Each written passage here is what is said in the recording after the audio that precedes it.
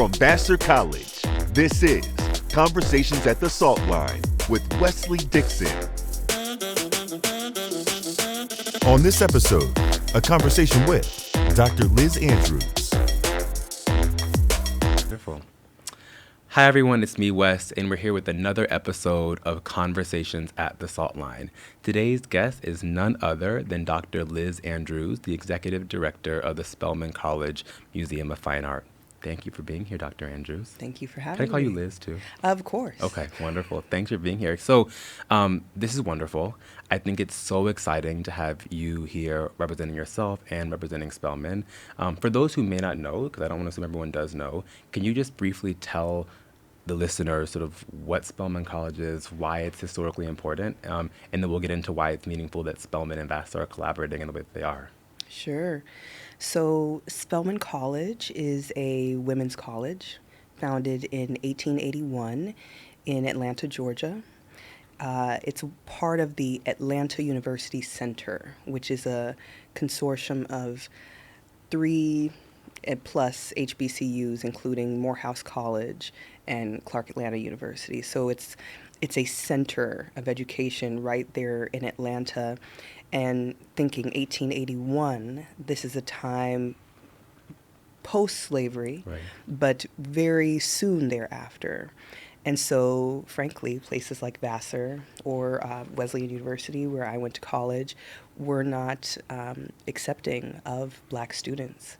There was very strict segregation in this country. And so it was founded as a place for women to learn and to start careers and to contribute.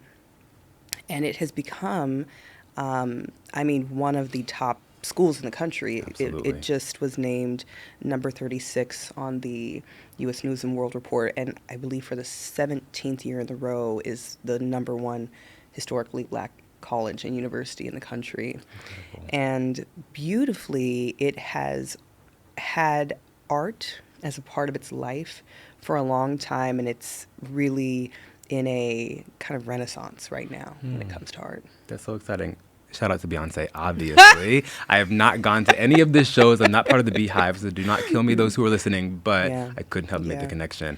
Yes. What's super cool about the story you just told is that for our listeners who know Vassar really well, they would have picked up on a lot of the commonalities, of course, between Vassar and Spelman, right? So founded 20 years before Spelman, 1861, Vassar, too, was an institution that was trailblazing at the time, still is today, but certainly was trailblazing in the way that it created space for women to get educated in the ways that men were, obviously, in the highest quality schools in the country at that time. And also, like Spelman, Vassar, I think, is incredibly unique in that we are, I think, the only liberal arts college that had the establishment of an art museum or art center in our charter. And so art has been central to Vassar's educational mission since we started, and that continues today, which is a super great, I think, resource for our students and our faculty and our community, and sort of creates great points of commonality between places like Vassar and Spelman. So that brings us to sort of the acute thing that is happening on campus today as of this recording, Yes. which is this incredible partnership between Spelman and Vassar, particularly our art museums, art centers, and an exhibition that started at Spelman, but went on the road for the first time and made its first stop here at Vassar. Can you tell us a little bit about that sort of moment, this sort of exhibition, and then we'll get into some more details about it later. But I just want to sort of hear the stem from you a little bit. Sure. So the exhibition is Silver Linings, celebrating the Spelman art collection. And it has just under 40 works of art by men and women artists. And it really tells a story of the fact that Spelman and so many HBCUs has been collecting works of art by the great masters, primarily of the 20th century, who were excluded from museums, from, colleges and universities, from the art history books. So we have a Henry Tanner painting that is out of this world incredible. We were just talking about the first thing you see when you walk into the show is a fabulous quilt by Faith Ringgold. It will knock you off your feet, and it's so vibrant. And These are artists who I think just now a lot of cultural institutions are really starting to collect and pay attention to, and for many it's too late because the works are already out there Somewhere and else. dispersed. But Spellman has such an incredible selection of works representing primarily Black American artists, and so this exhibition actually started with the former curator of collections at Spelman, who was an alumna of the school and graduated actually the same year that the museum was founded in wonderful. 1996. So she's been intimately tied to the museum, the collection, and it was COVID. And so, like everyone, she wanted to put on a show virtually. So that was a really beautiful presentation. And then when I came on board as the director in August of 2021, I said, we should mount this. We should do this. And Anne ended up leaving the college, but I wanted to take on this project. And it's interesting because going through the virtual checklist was very informative because there were pieces that we couldn't include because they needed some conservation attention. Yep. But there were also other pieces that were just like, whoa, this is incredible. I feel like people need to see it. Yeah. So this show opened the museum after COVID, after a 2-year closure, and I think was a really nice welcome back to the school and to the art space for people. That's incredible.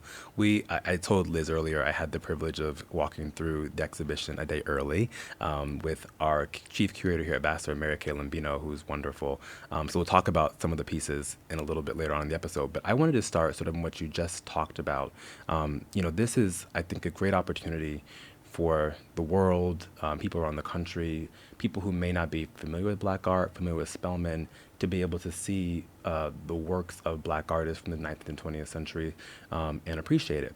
But as I sort of went through the museum or the exhibition myself and heard you talk, I couldn't help but be curious about, the relationship between viewership and sort of gaze on Black life, Black art, Black people, and sort of the desire to have more people see and appreciate and value what may have previously not been valued or seen, right? But also trying to balance that with what some might hold as fears of, problematic voyeurism or fetishization, if you will, or tokenization of Black life, Black art, and Black people, right? And so as you all at the museum thought about taking these things out of this space and bring them on the road to spaces that were not their home space, if you will, right? How did you think about some of those considerations of, putting on display art and life and people and culture in ways that they weren't maybe intended to be seen originally when they got to Spelman? Well, I would say, art is meant to be seen. Art is meant to be viewed and to spark curiosity and inspiration. And so I think that the message we hope that people walk away with is that these are artists that we should have always known and should have always seen and should have always been here at Vassar or, down the road at the MoMA or, at LACMA where I worked before, Spelman College. So I think you do have a strong point, though, in just the...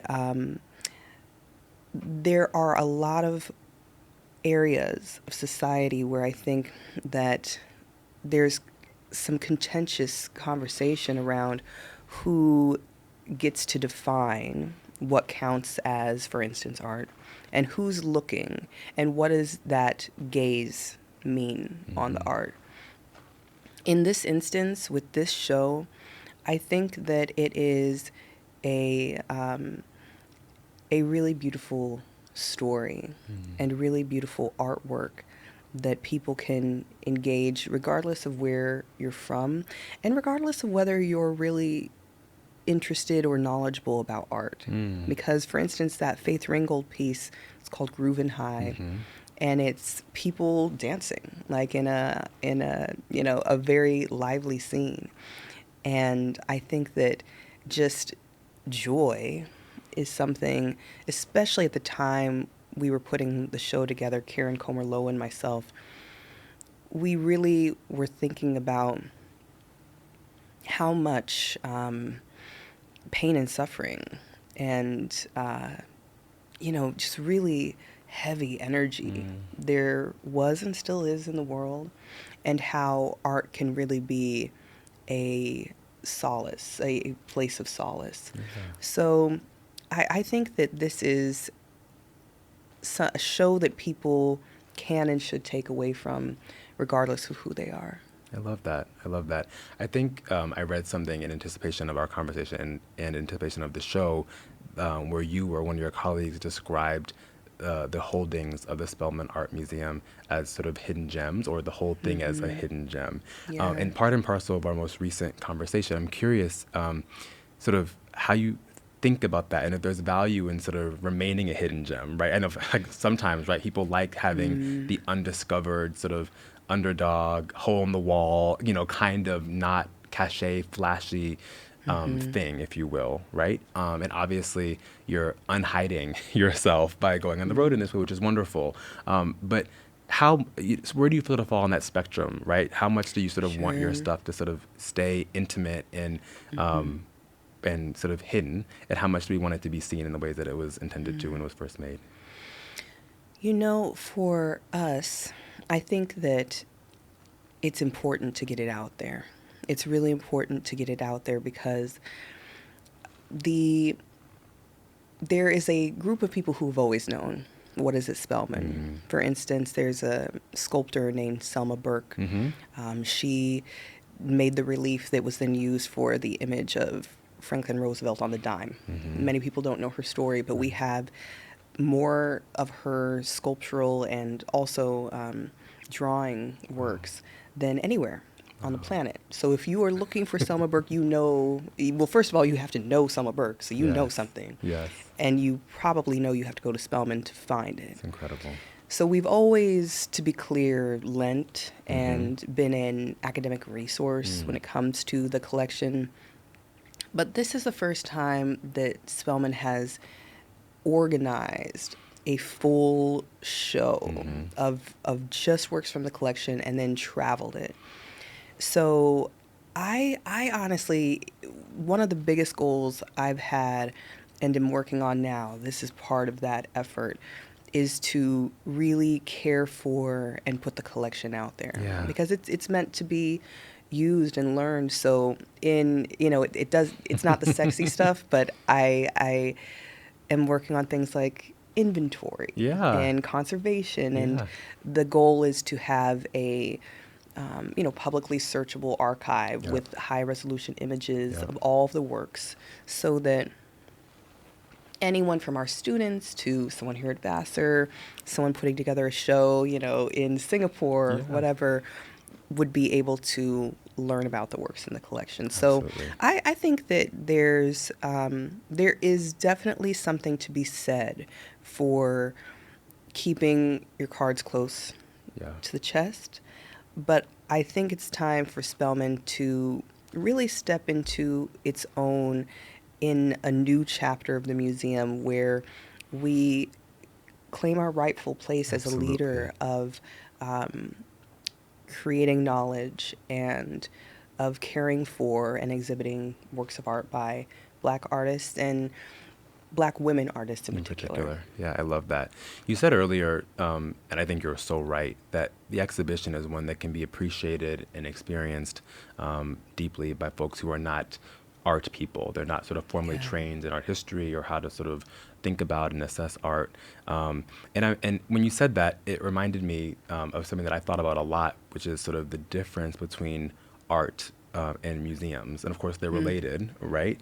But they're not exactly the same thing. And I've always felt from afar that museums have a high likelihood of being experienced as exclusionary or inaccessible or difficult to sort of understand or appreciate. Can you talk about just in your experience professionally and personally, how you've thought about these questions and why Spelman in this exhibition might turn that on its head a little bit?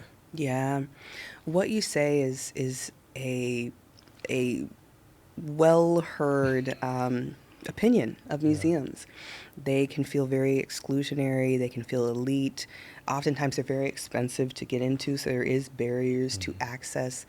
And Spelman Museum, the Spelman College Museum of Fine Art, was founded in 1996 with the idea that it would be, and still is, the only museum in the country dedicated to uplifting art by and about Black women, women of the African diaspora. And I think that is, in and of itself, radical, because when you look at the holdings of museums, they are getting better in the last few years, but by and large, there aren't that many women compared to men, and if we're thinking along the gender spectrum, where it's even less. And it's usually, it's almost always white, the vast majority of works in mainstream museums, encyclopedic museums. So there is a reason that people feel that way, right? Because also the phenomenon of museums, it feels like they've always been here, but they're only a few hundred years old, and they're part and parcel with colonialism. Of course. Part of that, the effort to make a hierarchy of societies, make a hierarchy of cultures, was to say, Europe has art. Right. The Italian Renaissance, the pinnacle of society. The Orient, Africa, those places have objects. They have artifacts to be studied by European cultures. So it's not just that people walk into museums and it's their own personal feeling of not feeling welcome. There's a history. In some ways, the exclusion is in the DNA. And so we have to work in some ways against that initial, rooted impulse of museums. That being said, I love museums. And interestingly enough, they are across the board, across class, across race. People trust museums and cultural institutions as places to keep culture alive, interestingly. And so I do think that they are worthwhile, obviously. Of course. And so what's beautiful about working at Spelman is we are free and open to the public, and we offer world-class, exhibitions. So students walk in all the time not having planned to go and are like, whoa, what is that? Right. And I just had a student the other day, I think he was on a little date with his partner there, but just asked, what did you think? And he was like, it was so cool. I'd never seen anything like that. And every time I walk into a museum, I feel stiff and cold, but this felt like I was at home. And I was like, that's exactly how I want people to feel, because we should feel at home in these institutions, because they really should belong to us. Absolutely. That's incredible. You have an incredible job, and I think it comes with lots of freedom and artistic license, and also responsibility in the ways you just described. So I want to sort of ask to sort of dig into your thought process a little bit, right? And most people don't have the privilege of being, museum executive directors or curators or anything of the like. And so as you, in your leadership role at the museum at Spelman, think about the future and the kinds of pieces of art that you want to collect and put on display and sort of amplify, what are sort of your values or your principles that inform how you collect and showcase art in ways that might, to your point, work against the exclusionary history that many museums have had? So that charge to uplift Black women artists is big. And so that is at the heart of everything. Is it museum quality? Of course. Does a particular artwork speak to not just this moment or this what is depicted in the piece, but does it speak to something larger in time? So, for example, the exhibition we have on view at Spelman right now is a solo show by an artist named Harmonia Rosales. Mm. She takes the kind of template of many Italian Renaissance paintings, Michelangelo, for instance, and uses that to depict the Orisha. So these are the African gods. She, in her mind, Orisha like Shango or Oshun or Yemaya, those names should be as powerful and as well known in general society as A Zeus. Zeus, right? Exactly. And it's funny because people know that history, Right. but when it comes to the Orisha, it's so foreign, even for Black Americans, especially I think in heavily Christian communities. So I would say we're hoping to acquire a painting by her, one depicting Oshun in particular, who she has a painting. This isn't the one we're trying to get, but it's there's the famous painting Birth of Venus, Venus being the goddess of love. And so she has the birth of Oshun. Oshun in Yoruba or Lukumi, the culture and religion in which the Oshun and all the Orisha exist, she's the god of love, as well as the fine arts, peacock feathers, honey. She's lush and always depicted in yellow.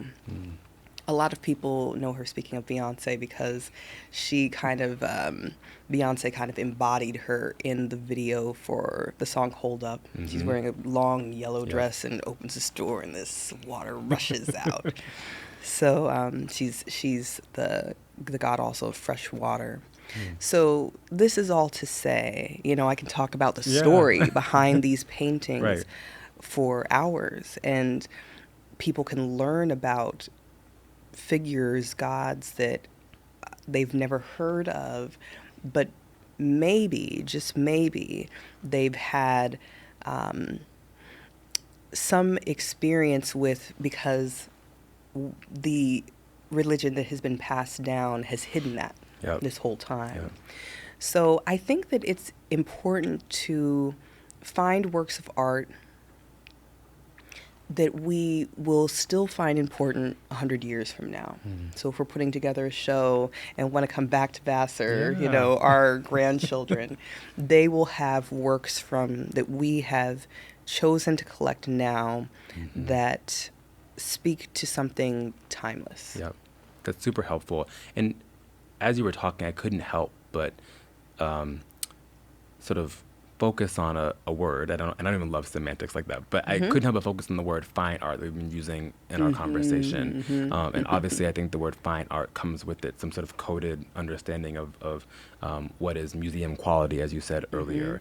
And so is there room, particularly at Spelman, but also in the museum field writ large, to broaden, have folks been broadening what is defined as fine art? With that comes a certain, at least for me, a certain particular, probably European informed sense of what the art would be, but painting and sculpture, of course, right? And if we're thinking about museums like Spelman and others that are trying to match this moment, sort of think about what's meaningful now, right? I imagine what art sort of exists in the world now might be outside the scope of what fine art had been traditionally understood to be. So how is Spelman thinking about this sort of question of acquiring works next to this idea of what fine art is or should be? Yeah. So I think that there's a couple things that kind of problematize that term.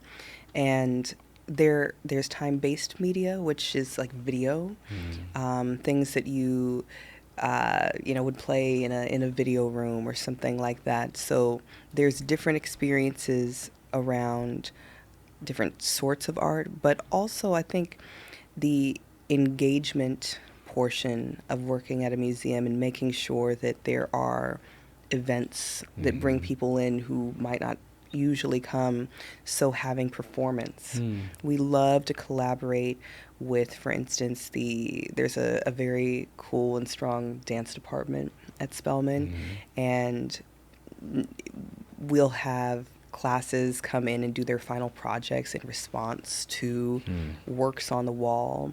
So it's a beautiful thing because it offers the opportunity to have conversations between art. This artwork might be 120 years old, Right. but if a student is using it as a piece that informs a dance that they're creating, that's something new. Right. And I think there's lots of room for that course. in all museums. It's incredible. Thank you for that.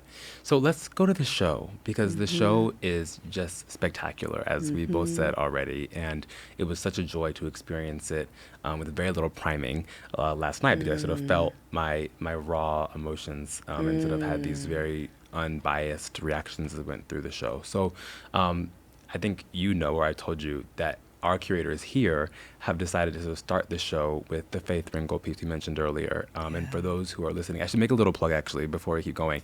I did learn, you might know this, that the Loeb is one of several museums around the country that have been selected by Bloomberg Philanthropies for this new project called Bloomberg Connects, which is doing a lot of this digitizing work, if you will, of collections of museums, such that you could see it on your phone. And so it was incredible, because last night I was like, I can go look at this stuff on my phone. And it was super accessible. There were audio sort of annotations or citations along with certain pieces. It was incredible. So for those who are listening, I know we're doing an audio podcast, but you can go download Bloomberg Connects, and you can go search for the Loeb, click the Silver Linings exhibition. You can see many of what we're about to talk about for the next few minutes, just as a little plug. But the Faith Ringgold piece is incredible.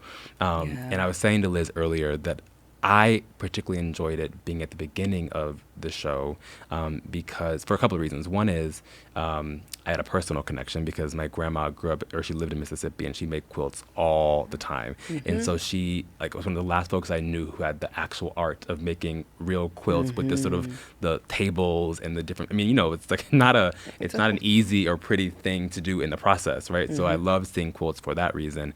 But also because the piece was so celebratory, and it was called Groovin' High, as you said, and it was so happy, and people were dancing, and they were joyous, to use your word. And I think it framed me going into the show with so much positivity and excitement, and I was prepared to think about Black life and Black people through a positive frame, a positive lens, as opposed to one that is deficit-based or sad or whatever, right? And so I love that. So talk to me about that particular piece, and what about it moved you to put it in the show? What your thoughts are about having it lead the show here at Vassar, since I don't think that was what you did at Spelman, but just reflect on that piece for me. Actually, we did have you it did? front Okay, and great. center. Amazing. When you walk in the door to the museum, there's a hallway, and we call it the signature wall. So you walk right in, and right in front of you, it's the first piece you see. Yep. So the Faith Ringgold quilt was right there, and that was Ann Collins Smith's decision. So Love that it. was already. You were not changing that. We were not changing that, and that was a beautiful decision because it's. So that piece, I think that Faith Ringgold, she just had a major exhibition at the New Museum last year, 3 floors. Wow. Of primarily quilts. And when you think about quilt making, what your grandmother did, what the Geesbin quilters do, it's thought of as women's work, and it's primarily for the express purpose of making something to wrap your loved ones in. These are objects that you make to be useful, but the use of fabric by women and taking that on not just as something useful but as something artistic to tell stories is a really beautiful thing. And that piece is so colorful, so powerful, and she paints on them as well. So it's this kind of multimedia experience. And when I went to see the show at the New Museum, we had the Silver Linings show up, and I was like, oh man, this is one of her major works. Yeah. You know, people know it well. And when you were talking about the experience that you had viewing it, the kind of joyfulness that we've talked about, that is something that's important to me to bring to this show, because I think you alluded to it, but a lot of the conversations around race, around blackness, are exactly what you said, from a deficiency, deficit perspective. And what's beautiful about Spellman and this show and this piece and Faith Ringgold is, it's like, no, we've always been making incredible art, Yeah. you know, and art that keeps us alive through everything, despite it all. Yeah. You know, one of the things on this podcast that we like to sort of focus on, of course, because of the name, are these salt lines, these sort of beautiful collisions, or these sort of juxtapositions of things that might seem paradoxical, if you will, right? And so despite what I just said, which is true, which is I enjoyed going to the show and having it start off with this very celebratory, positive, joyous piece of work by Faith Ringgold, the truth is, of course, life for anyone, black, white, and different, is not all joyous and celebratory, right? And as such, black art depicts things that are not always joyous and celebratory, right? There is grief, and there's difficulty, and there's hardship, sort of wrapped up in that as well. And of course, this show is no different, right? I'm thinking about the Renee Cox Hottentot piece, just right? about that as well. And for those who, again, are listening, you can see it on the app, but it's an incredibly powerful, I guess the word I'll use right now, piece about how, in this case, black women think about their bodies and sort of morph their appearance in the ways that they think are desirable or acceptable by their own community or from others. And that's a hard thing to think about. And it lives on today, where we think about all these entertainers or whoever it is. This is a very live conversation.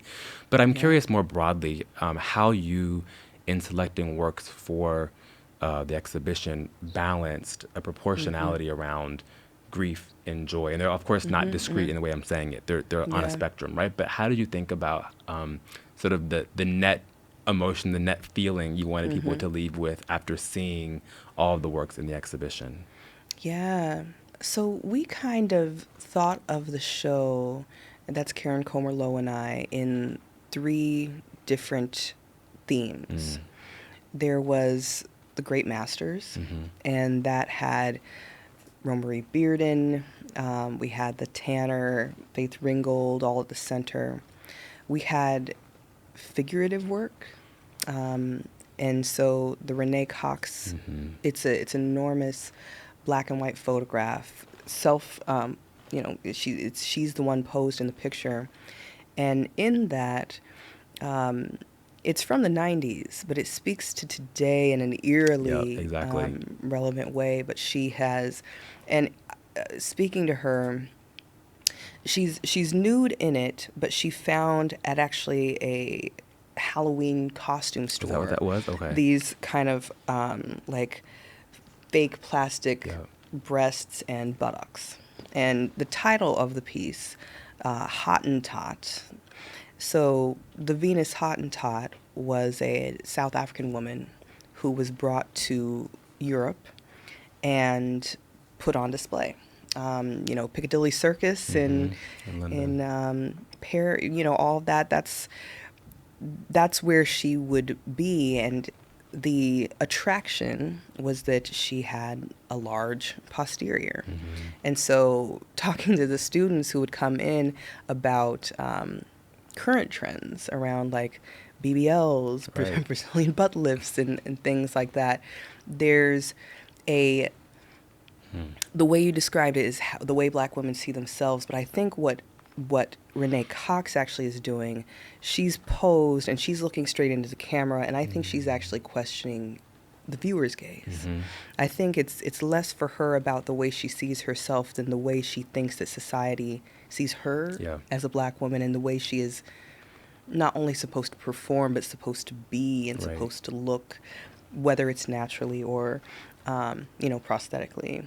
So we had the figurative, and then we had abstraction, and that's actually one of my favorite parts, because I think there's a lot of buzz around black figurative work right now in the world, myself included, from things I've curated, and abstraction is doesn't always get the play it deserves, I think, in general.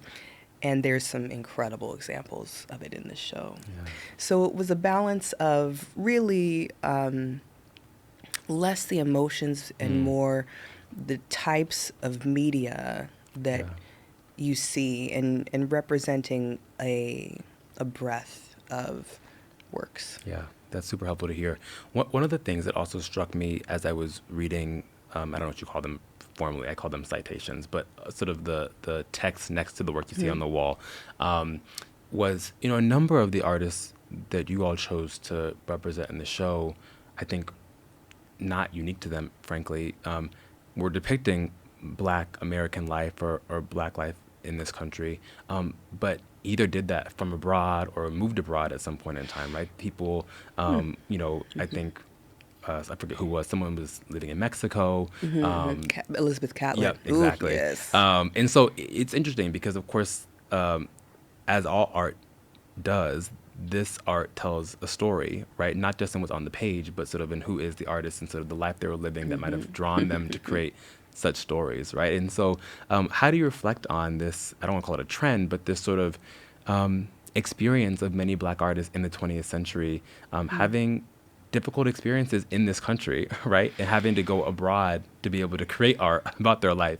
in this country. Not having to, but choosing to, I should say. Yeah. Yeah, there is quite a bit of that. I mean, so Elizabeth Catlett, who you spoke about, her work in the show is this incredible bronze sculpture that is just, I mean, it'll knock you off your feet. And just to see that, bronze is it has such a history. It's like, you cast it, it can live outside forever.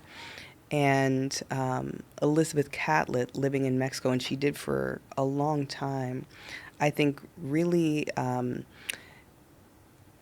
freed her in a lot of ways. But also her ex-husband, Charles White. I have a comment on this. Yeah. He was very influenced by the Mexican muralists. And so I think that a lot of times we think of, Baldwin and That's what I was thinking going about. to Europe. Yep. But there's also right here on this continent places where people found refuge because, it's especially during the past century, it's been rough to be here and to exist as an artist. I mean, that it almost sounds impossible. Yeah. So I think you have picked up on something when it comes to writers, musician, and there were also many visual artists. Yeah. And in this show, Elizabeth Catlett and Charles White in particular. What's so funny? So the comment I was going to make about this is, and Mary Kay will listen to this at some point, so she'll laugh. But I got a glimpse at, how curators, you all have personalities, right? I say that not because it's not obvious. Of course, you're humans, right? But the way in which you choose to put a show together, I think, it's not as sterile as museums might have you believe that it would be, right? Hopefully. So when Mary Kay was taking me through the exhibition, you'll see this when you see it. She placed those two next to each other. Oh my goodness! And I was like, oh, she's so messy. I love that. And I didn't know Mary Kay could be so messy. So I'm like, oh, I love this. Hilarious. She has so much curatorial personality. But I say this because it was funny and I laughed and she was being messy in a playful way. But I think it does help to sort of tell some of these stories, right, that would not jump off the page if you saw the work sort of just individually or did not sort of have the knowledge yourself that there was a relationship between these two artists, right? But seeing them next to each other, having her explain why she did it that way was like, oh, wow, like this is super interesting. So it gave me an appreciation for the kinds of decisions that curators can and do make as they choose to think about how a story is told in a particular museum. I love that because there have been, I guess, a few shows now where I've had both Elizabeth Catlett and Charles White in the show, and I've made conscious decisions about where they would be in relation to one another. What decisions did you make? Where did you put them? Well, at Black American Portraits, an exhibition that I did at Los Angeles County Museum of Art. Christine Y. Kim and I did that show. We had them right next to each other because they were both drawings, prints. Yeah. At Spelman, when we brought them, I had them completely in different places. And it was a completely different envisioning of the Right. show. But that's where they seemed like they wanted to be, in those places. But it's interesting what you say about personalities when it comes to curating, because I definitely feel like I want to be able to put together shows where people feel empowered to walk through the space and feel like they can make their own connections. Because what you were saying about museums kind of feeling disempowering, and the fact that they're in that way by design, it doesn't have to be that Right. way. And I want to always be thinking about the students as our primary audience. So this is a crucial time in your life where you're discovering parts of your identity, you're learning, you're starting to make your way in the world perhaps for the first time, and you can feel like art is a part of your life if you're brought to places and it's presented in a Right. way that feels like that makes sense to you. Absolutely. So there are definitely personalities, and what you said around the kind of idea that there's a sterile way of putting together shows, there is always a perspective. There's always a person Yep. behind the decisions that are made, and museums are by design meant to kind of make it seem as though there's an authoritative voice Yep. that is not attached to anyone Right. in It's like particular. data or AI, right? We Yeah. think those things Yeah. are sort of like objective, right? But of course, But they are very, Right. they're very subjective. Yeah. So it's I'm interested now to see what I'm other happy. gems are there that Mary I feel like Kay's I've done put a good together. job that I've piqued your interest in how she's put it together. Where is that cat lady? Exactly. Okay. I don't want to start any fights. One of the other things that hit me so strong in a positive way when I went through the exhibition across all the different sort of thematic pillars that you all and the curators sort of chose is the consistent use of collage across so many of the pieces. And one, I think it's just visually beautiful to see because you can sort of, you can just identify it quickly when you look at something, but you can tell that most times that it's sort of a collage. But as I read more about sort of the effect of collage or the interpretation of collage, particularly in Black art, there have been some incredibly meaningful interpretations or comments. I'm thinking of the Sacha Bonet commentary about sort of collage allowing Black artists to sort of deconstruct and then reconstruct unimaginable lives based on how they're choosing to put things that otherwise would not go together. And that was so beautiful to me to just sort of think about and then see that happening across the show. Can you reflect just on your own sort of point of view on the role that you think collage has played in this show, and then of course in Black art broadly? Well, that Romery Bearden piece is pretty out of this world. It's a small work, but it will knock your socks off.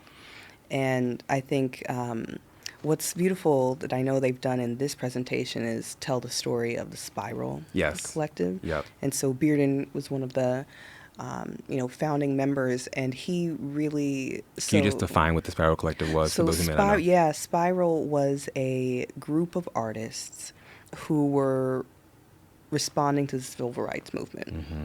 So every movement, there's been, a soundtrack, there's been visual art, and so Bearden and many others came together to say, we want to create visual elements that contributed to this cause. And actually, so Bearden was not doing collage until they started Spiral, and he came to a meeting and said, let's just have an activity where we do collage. And no one else was that interested, but he got really into it. And now it's defined his career in many ways. So I think that what's beautiful about collage and this is true of many of any artwork, but particularly collage, is there are elements of possibility where I think if you find that exact piece of imagery that sparks something that you were thinking about 2 weeks ago that comes into this idea, there's elements of chance that are not just reliant on your hand and materials. So I think that's where meaning come through. Some people would say, serendipity or even spirituality can come through in that way. So yeah, I dig collage. I think it's pretty fly. I love it. No, I mean, it's so cool. I mean, not to be too on the nose about it, but I do think collage generally, and certainly through the pieces in this show, I think really do embody this spirit of salt lines that we're trying to hit on this podcast, right? Because when you look at the individual pieces of collage, right, they could be so disparate, so non-aligned, non-sympathetic to each other, if you will, right? But these artists, Bearden in particular and others in this show as well, have found such magical ways sort of bring these different pieces of material, textiles, whatever, together to make such beautiful art that tells a cohesive story with non-seemingly cohesive pieces, right? And so to have that be something that's so present in this show, I think is so grounding and so meaningful, just given the kinds of environments, at least at Vassar, we're trying to create by bringing together difference in ways that's generative and not ways that are destructive or distracting. So it's been so fun to see that in the show. There were some other pieces that we just have to talk about that I personally thought were incredible. Now I'm excited to hear which ones. Okay, exactly. So one of the ones, we hit on a couple. So I loved the Bearden Early Morning piece. That was incredible. Of course, we've said before, loved Faith Ringgold. Hot and Taut was very meaningful, very powerful. But I also loved Lorna Simpson's Details piece, the photography piece. Yeah. It's incredible. Again, you all can look at it on the app, or if you don't have a chance to see it in the show. But my sort of understanding or take from the piece was that Simpson sort of took what otherwise would have been a very singular, cohesive photo, right? Let's call it a portrait, but sort of took it apart is the pedestrian way of saying it, but sort of, I don't know how you say it, segmented it, partitioned it in ways that the individual, many segments or partitions she took were pieces of this whole that wouldn't quite have as much meaning as the whole would have, if you will, right? Sure. And that's cool. That happens. I mean, I get all that, right? But what I thought was incredible was the text that she accompanied those segments, those fragments with. And it reminded me of sort of like a pre-Instagram thing, right? Where, people are text like, and image. exact text and image, right? And so it was incredible to see a piece of art that, of course, predated how we currently think about most of our photo production and consumption, but saw this similarity between, sometimes the mismatch of photo and verbiage. And then, of course, as a Black man and someone living in this country, I could not then help but let my mind wander and think about some more nefarious sort of ways in which that embodied itself, right? Thinking about, I thought of immediately the death of Trayvon Martin, right? And sort of the picture that was chosen to sort of represent him in the news media most often, right? And then oftentimes the word that we use, probably verbally, not always written, but verbally, to sort of describe him or the situation, right? And so it rang just so true to me that we have photography and written word, combined or married in ways that can be helpful, but also can be harmful sometimes. Did I interpret it right? Oh, well, I know there's no right or wrong. Yeah, that's exactly right. I think what you take away from it, and that's such a beautiful piece, the Lorna Simpson Details. It's 21 images, and it's called Details because, so for instance, if you're taking a picture of a painting and you want to show a certain part of it, you say that's a detail of it. You zoom in on something. Okay. So, but I think she's kind of using it in more than one way. So she's using it as in it's zooming in on a specific part of a picture. So there's pictures where you might just see a hand or just see kind of a shoulder or these tiny details, and then she'll put text with it. And I love what you said about it being kind of pre Instagram, if you will, because there is definitely something to text and image. It's so classic. You know, we have memes now, but we've been doing this for a long time, because you can have a cacophonous relationship where it seems like the words and image don't go together. Or in the case of Lorna, I think this work, and this is from 1996, I believe, that piece, that was a moment in time where I think a lot of artists, herself, Lorna Simpson, Renee Cox, Carrie Mae Weems, were breaking into the art scene and saying, we are here and we have something different to say. The caliber is an incredible quality, and the message can speak to all of humanity, but the makers behind it, Black women, have something to say in particular. So I that's a piece I think that it's really nice to spend some time with, because you can just sit and look at one image and what she has written beneath it for hours. Yeah. Another work that we had in the same area was a diptych by Carrie Mae Weems. Yep. I want to get the title correct. I looked and looked and failed to see what frightened you so. It's a double portrait of her holding up a mirror. So I looked and looked and failed to see what frightened you so. So thinking about what we were saying about the Renee Cox earlier, her challenging the gaze, the idea of the angry Black woman. She's wearing this gorgeous quilted dress, hair slick, beautiful. She just looks so refined, and she's looking at herself, and through the title of the work, telling you, the viewer, that there is a way that society has viewed her. And whereas Renee is kind of putting it in your face and saying, is this what you want to see? Is this prosthetic box? Is this what you want to see from me as a Black woman? Carrie is saying, I don't see it. You say I'm scary. You say I'm out here. I'm looking at myself. Looking both ways, in many ways, and I don't see that. I've doubled my image, and I still can't see these stereotypes that you put on me. So, you know, it's amazing because the collage is so incredible.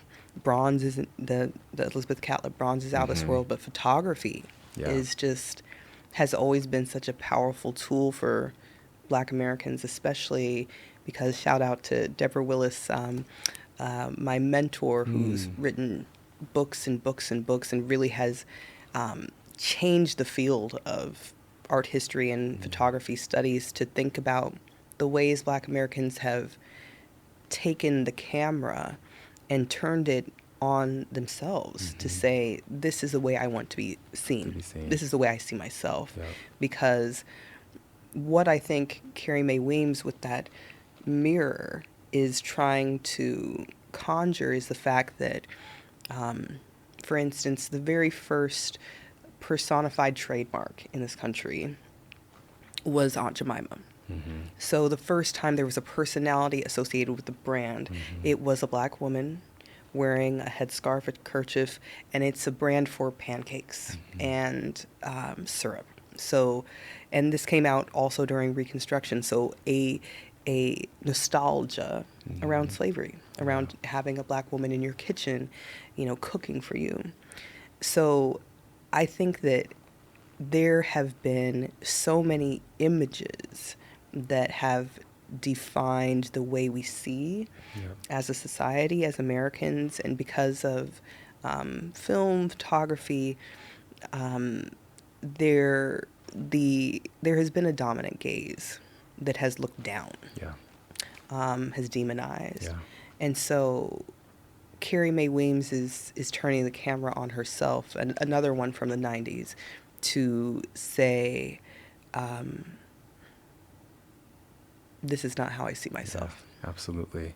There's actually there's two pieces that stuck out to me, but they're very different, and they stuck out in very different ways. The first is the Tanner piece you mentioned earlier. And for those who are looking online or go see the show, the Tanner piece is one of Jesus Christ and his disciples before the Last Supper. And it stuck out to me actually because, and Mary Kay pointed it out to me as well, that piece I think was one of the only pieces in this show by a Black artist not quite depicting Black life. People say that Jesus is Black, but in the way we're thinking about it, right? It was not depicting sort of Black life.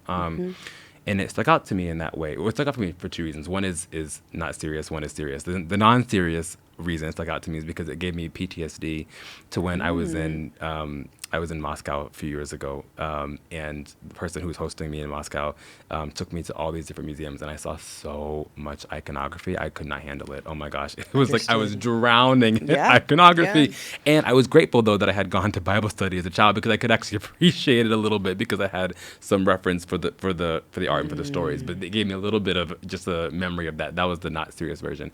The serious reason why it stuck out to me was because I had to, of course, then think about why this Black artist, not why, but sort of what conditions was he working under such that he was creating art that wasn't about his life. Not that he didn't do that otherwise, but this piece was sort of not about Black art, right? And I had to imagine, to our earlier point about fine art, sort of generationally, that maybe there was some sort of pressure for him to sort of gain respect as an artist if he was creating art about the things that were dominantly accepted by the art culture. This is my uninformed, eye looking at the piece, but it stuck out for me for that reason. So what's your reaction to my reaction to that piece? Yeah, well, I feel like your not serious reaction or the my playful that you PTSD. bring, that you bring to it is interesting though, because the pieces that we hold up in art history are often, again, the Italian Renaissance, and it's the ability to depict God, in a Christian, Judeo-Christian sense. And so I think that people have a lot of baggage around that because, maybe you grew up in a faith system that didn't accept, parts of who you are. I think that's true for many people. For Tanner, a lot of his work was in that realm. There's a Daniel and the Lion's Den, a lot of stories around the Bible. For him, I think that was more aligned with his faith and also aligned with what great art looks like. And so it was also a very appropriate piece to have at Spelman because Spelman was founded as a Christian school. That our whole school for Christ was at one point the kind of mantra of the school. Wow. So Cool. I think for him it was more about being able to bring this incredible technique. He's famous for these kind of blues. Okay.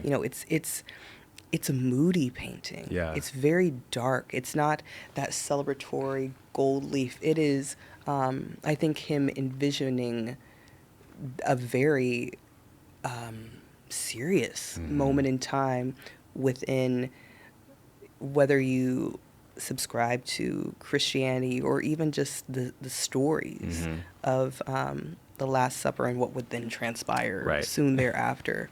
So I think for him it was about creating a work of art that really depicted this incredibly kind of almost morbid moment, a very important and a moment that would be very important to someone who studied the Bible. Yeah, I love that.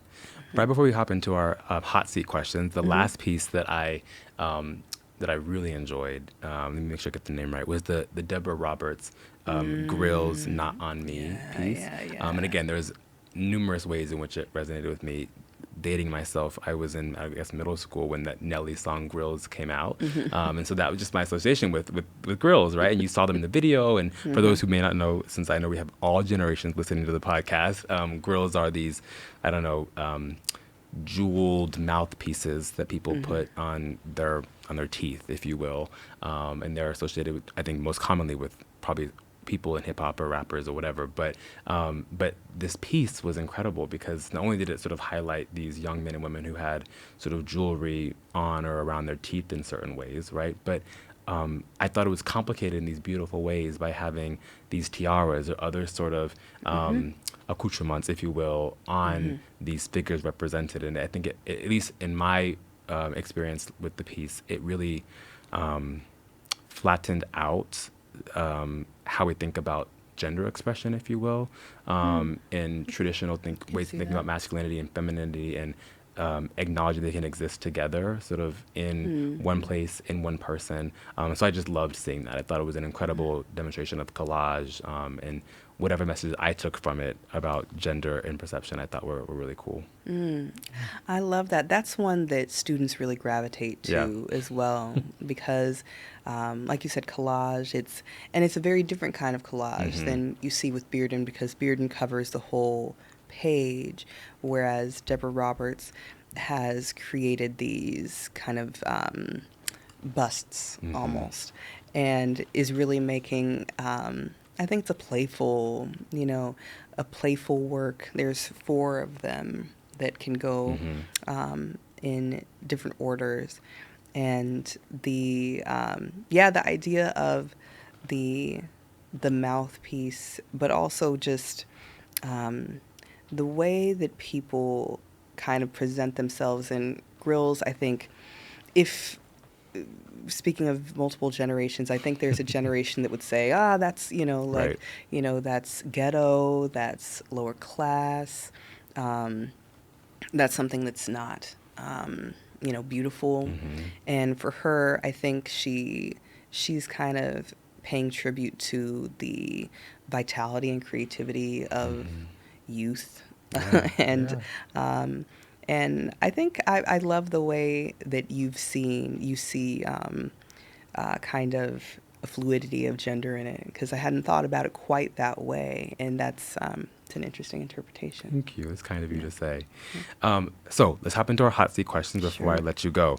So our first question is, what was left on the, in this way, they put cutting room floor. Yes, exactly. Or in the basement, that did not get into the show, that you wish, or, you have lingering thoughts about having wanted it in the show. Yes. So, and this kind of pulls back the curtain a little bit. Thank you. On museums, because people walk in and they see what's on the wall, and you assume that's everything there is. But really, museums with collections, the vast majority of the works are in storage most of the time. So there was a sculpture by Selma Burke that I love, and it is beautiful, and it needs some serious attention. I think that it had a kind of repair done that doesn't look great. And so in order to present it in its best light, I wouldn't have put it on view. And so we're working on that sculpture now, for instance. There were other works where it was just, for instance, there were a couple quilts from Gee's Bend, and we, unfurled them, and they just weren't ready. Like, they needed have some fraying, need some attention.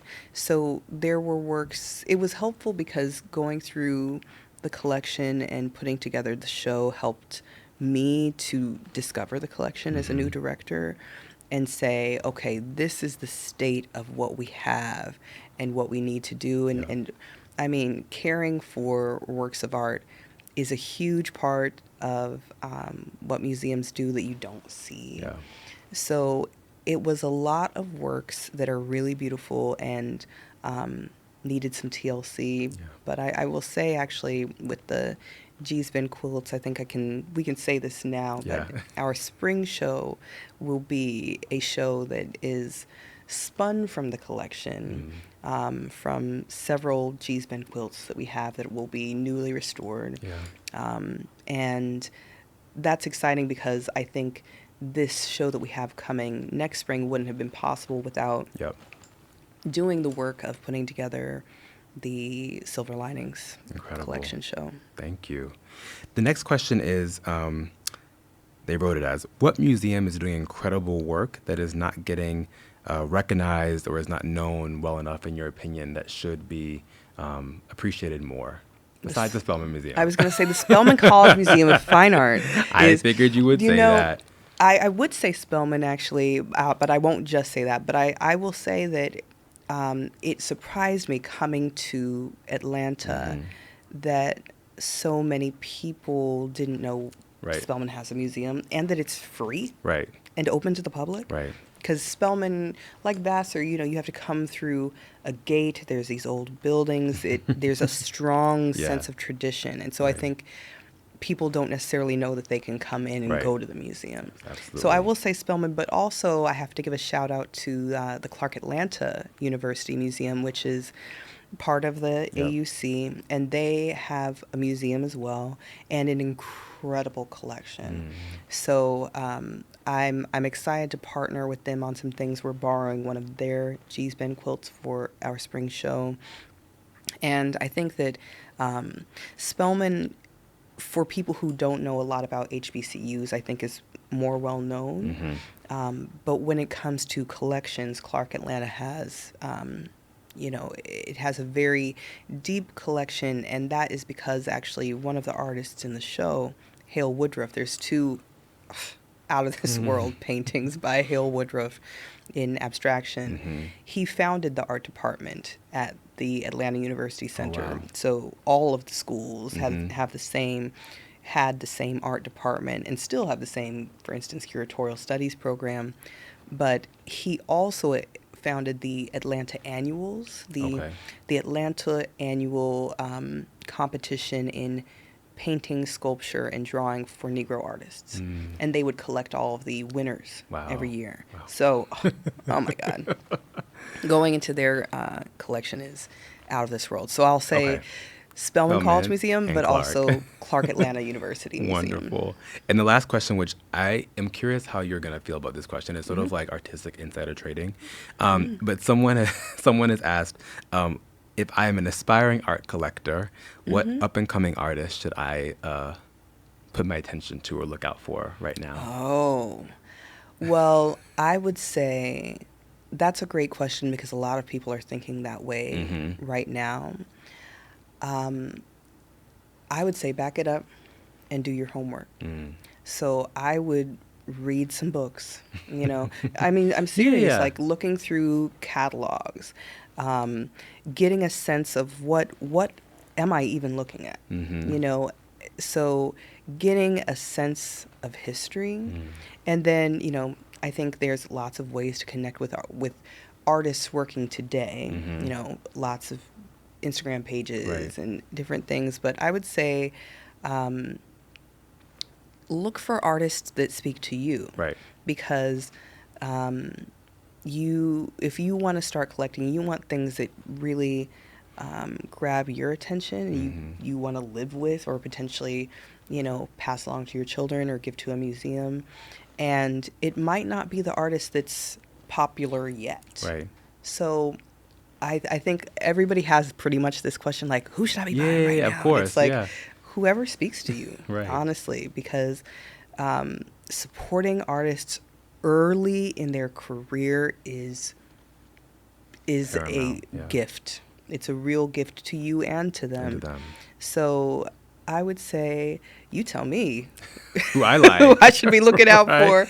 I will tell you because- when we get off the air. It's someone who Oh. I love, and I'll tell you she's okay, local, but I'll okay. tell you later. Oh, great, great. Yeah. But yeah, I think that I would say feel empowered once you've done your homework. Absolutely. Thank you. Before we sign off, I have to make sure that we tell the listeners, if they can't come to Vassar or don't know how to use a phone, how they can see the Silver Lining exhibit, because it's leaving Vassar and going back to Spelman eventually, but going other places too. So if I'm That's right, right. it's leaving Vassar, going to Boise, Idaho, to the Boise Yeah, the Boise Museum. Boise Yeah. Museum, and then after that, it will go to the University of Michigan Art That's Museum. right, Right. that's Okay. right, Cool. yeah. And then more things after that, but Yes. in the near future, if you can make it to Boise or make it to Ann Arbor, you can see Silver Linings again. If you can't use a phone or can't make it to Poughkeepsie, Yeah, is that yeah. right? And there's 5 stops on the tour, so it'll be on the road for a while, and we're so thankful to Vassar and to the Loeb, to Mary Kay, and to Bart for they signed on before we even got our partner of Art Bridges. The Art Bridges Foundation is the way we are touring this show. Incredible. They're a foundation that helps invest in permanent collections. So they are doing the tour, kind of for us. But even before Art Bridges signed on, Mary Kay had come down Yeah, and she said, told me. "Okay, yeah, I love this show." I love this. We want to see it at Vassar," and so I'm so thankful for that because I do think there is a very important gesture in, again, the fact that we have this shared history around being founded as women's colleges, a long-term commitment to art, but on different sides of the country and different sides of the color line. Yeah. And so I think recognizing Spelman as its peer for Vassar is absolutely necessary and a really beautiful thing in the context of this exhibition. And we're just super happy that you all allowed us to be in partnership and community with you. It's a two-way street. So thank you for meeting us halfway, if you will. Yeah. And thank you all for joining us for another conversation at the Salt Line. Have a great day.